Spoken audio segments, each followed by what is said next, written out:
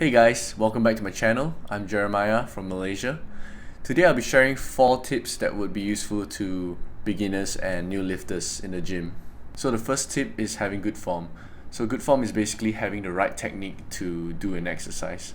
So let's say you're doing a bicep curl. You want to keep your elbows in and lift the weight all the way up and all the way down using just your biceps. So if you have good form, it will help you utilize, in this case, the bicep curl. It help you utilize your biceps and work just your biceps. But if you have bad form, then you start swinging the weights. Let's say your elbows come forward, you start swinging the weights, and start doing the exercise with really bad form. Then you start incorporating, muscles in your back and muscles on your shoulders, and that could lead to injury, and it will definitely slow down your progress and not help you focus on your biceps, which is what a bicep curl is supposed to do, focus on your biceps. So if you're new to the gym, or even if you have been lifting for a while, practicing your form is very important. It's just like any other skills, like playing a music instrument like piano, the guitar, or playing a sport like football, badminton. It takes repetition and practice. It takes a certain amount of time before you can get better at performing an exercise.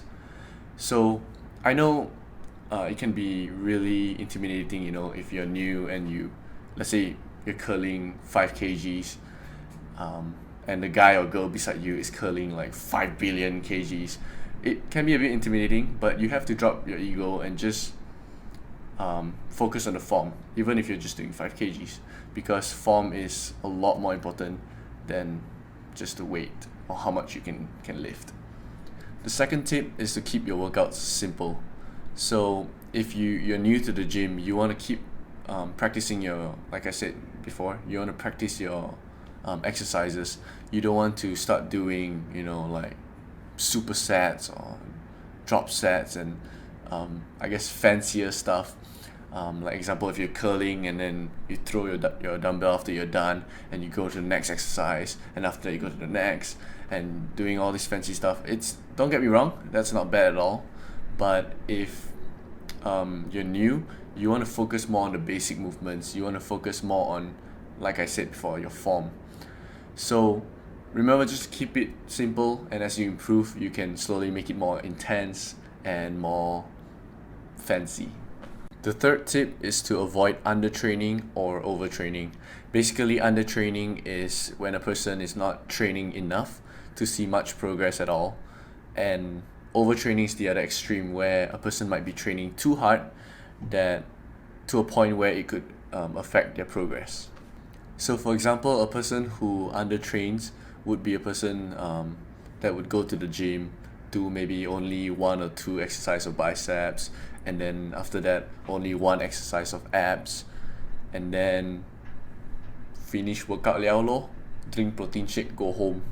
Anyways, on the other side, if a person is doing like 100 sets of exercises every day, and spending like 2 to 3 hours in the gym, that person is probably overtraining.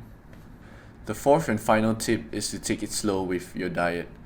And what I mean by that is to make small changes instead of drastic changes. So let's say you want to add certain foods into your diet, or you want to cut down on certain foods. Try not to make any drastic changes, because your body takes time to adjust to new diets, to new foods, to new portions. Just like the gym, your muscle takes time to adapt to different weights, different exercises. So let's say you want to cut down on soda or soft drinks. For example, if you take like 5 cans a day, that's a lot of sugar, and you want to cut that down. Try to make small changes. Try to cut it down slowly.